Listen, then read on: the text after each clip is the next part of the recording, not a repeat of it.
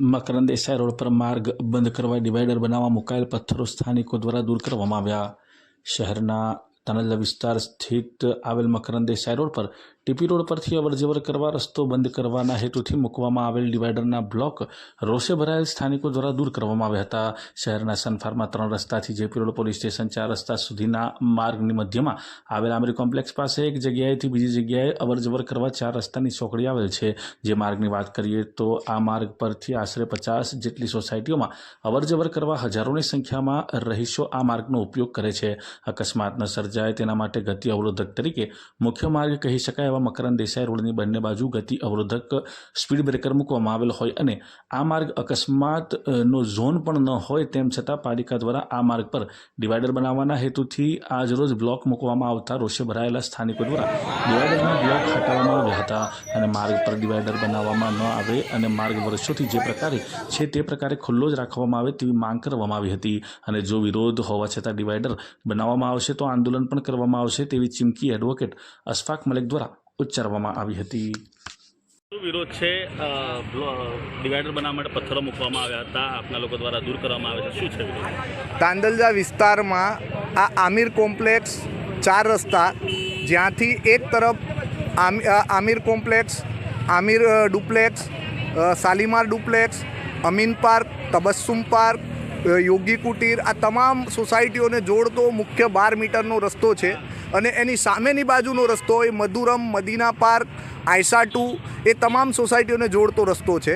આ 12 મીટરનો મુખ્ય રસ્તો છે ટીપી રોડ છે અને સાથે મુખ્ય જે રસ્તો છે એક મકરંદ દેસાઈ રોડને અડીને આ 12 મીટરનો ક્રોસ રોડ છે।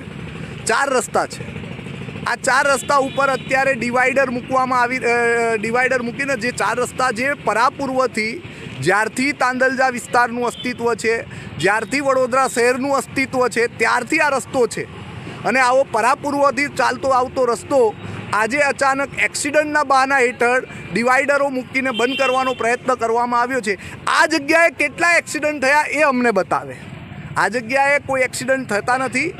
આ જગ્યાએ 4 સોસાયટીઓને જોડતો કનેક્ટિવિટી રોડ છે અને રસ્તા ઉપર તમામ સ્થાને જે એક્સિડન્ટ થતા હોય તો બધા જ રસ્તાઓ ઉપર એક્સિડન્ટ થતો, શું બધા રસ્તા બંધ કરી દો છો તમે?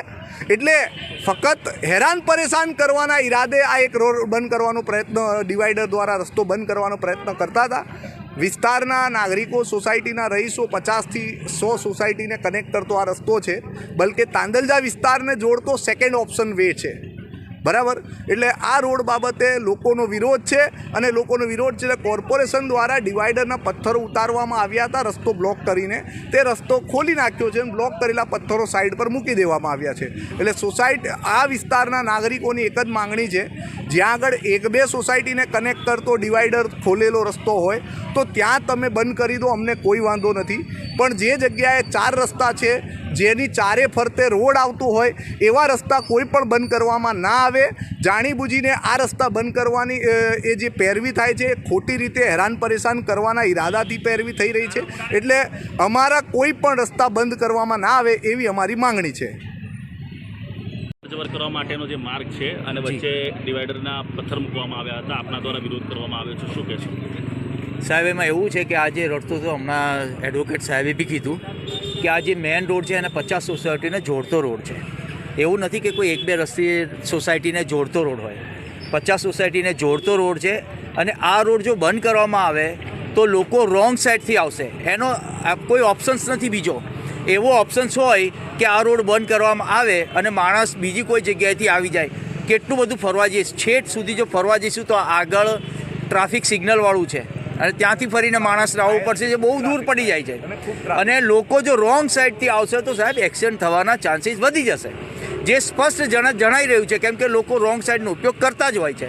એ વસ્તુ ના બને એની માટે અમારી એક માગણી છે કે આ જે રોડ ખુલ્લો છે એને એમને એમ જ ખુલ્લો રહેવા દેવામાં આવે। સાહેબ, અહીંયા એક્સિડન્ટ, એટલા મોટા એક્સિડન્ટ આજ સુધી થયા નથી અને અમે જોયા પણ નથી, પણ આ રોડની અને જ્યાં ક્રોસિંગ રોડ છે એની ખરેખર બધાને આ 50 જે સોસાયટીઓ અમે કહીએ છીએ એને ક્રોસિંગ માટેની ખૂબ જ જરૂરી છે।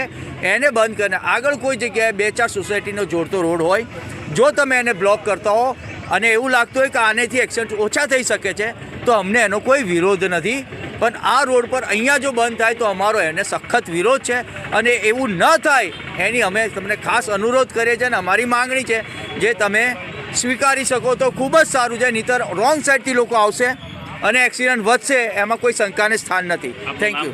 ઇસ્માઇલ માંડવિયા.